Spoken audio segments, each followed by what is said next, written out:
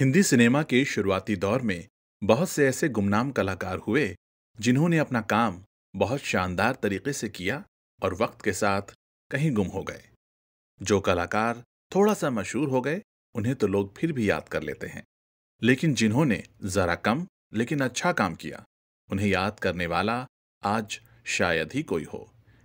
कभी कभार उनके जन्मदिन या पुण्यतिथि पर भले ही कोई सिनेमा प्रेमी पोस्टर या छोटे लेख के जरिए उन्हें खिराज अकीदत कर देते हों, लेकिन आज तक उन पर और उनके काम पर रिसर्च बहुत कम ही हुआ है। आज के दिन हम उस शाहकार की बात करेंगे जो अपनी कला में बहुत माहिर थे, लेकिन वक्त के तूफान में उनको लोग कम ही याद करते हैं। आज हम बात करेंगे सिनेमा के शुरुआती दौर के कलाकार मोहम्मद हुसैन फारूकी साहब की। इस वीडियो के जरिए उन्हें हम खिराज अकीदत पेश करेंगे। उनके बारे में जब मैं रिसर्च कर रहा था तो बस कुछ ही इंफॉर्मेशन अवेलेबल थी। इस तरह की रिसर्च में सबसे बड़ा मसला होता है कि सिनेमा के शुरुआती दौर के कलाकारों के बारे में किसी को भी कोई इंफॉर्मेशन नहीं है। कभी कभी इत्तेफाक होता है कि जिस कलाकार पर आप काम कर रहे हों उसके फैमिली मेंबर से बात हो जाती है तो थोड़ी बहुत इंफॉर्मेशन मिल जाती है।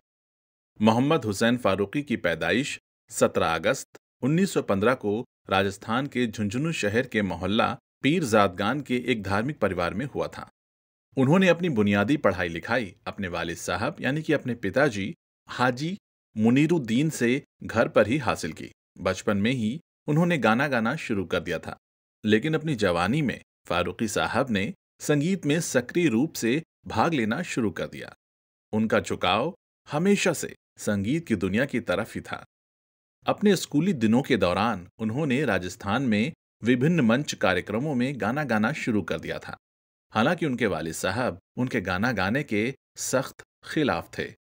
जब मोहम्मद फारूकी साहब ने अपनी शिक्षा मुकम्मल की तो उनके पिताजी चाहते थे कि उनका बेटा एक शिक्षक बने, लेकिन होनी को कुछ और ही मंजूर था।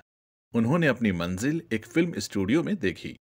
आखिरकार 1945 में फारूकी साहब प्रसिद्ध संगीत निर्देशक खेमचंद प्रकाश के लिए एक संदर्भ पत्र लेकर एक गायक के रूप में हिंदी फिल्म इंडस्ट्री में अपनी किस्मत आजमाने के लिए मुंबई आ गए।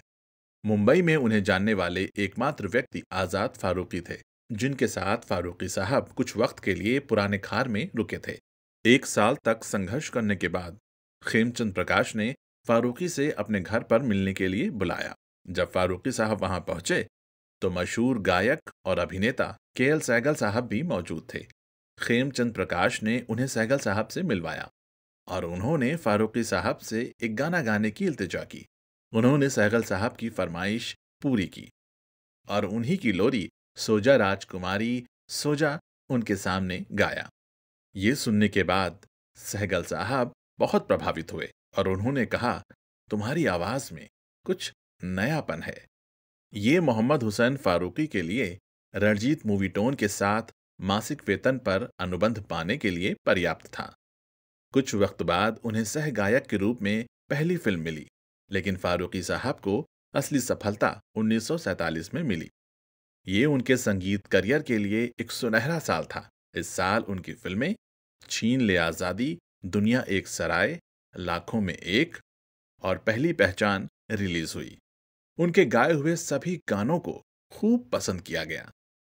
विशेष रूप से फिल्म छीन ले आजादी का गाना कमजोरों की नहीं है दुनिया स्वतंत्रता सेनानियों के बीच खासा मशहूर हुआ था, जिन्होंने जल्द ही एक स्वतंत्र राष्ट्र का लक्ष्य हासिल कर लिया।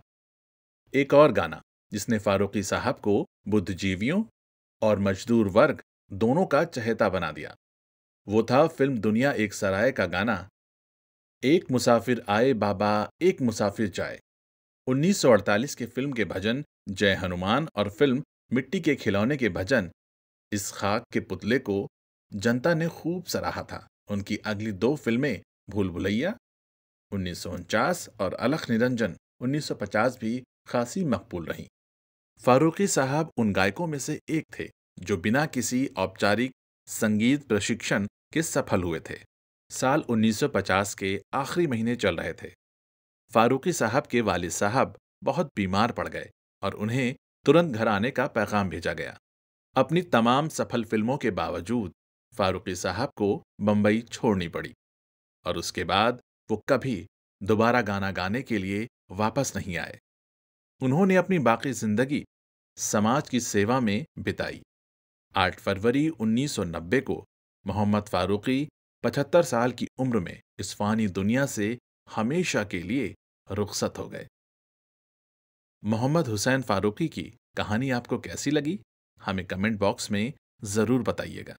और आपने अभी तक हमारे चैनल को सब्सक्राइब नहीं किया है तो हमारे चैनल को सब्सक्राइब कर लीजिए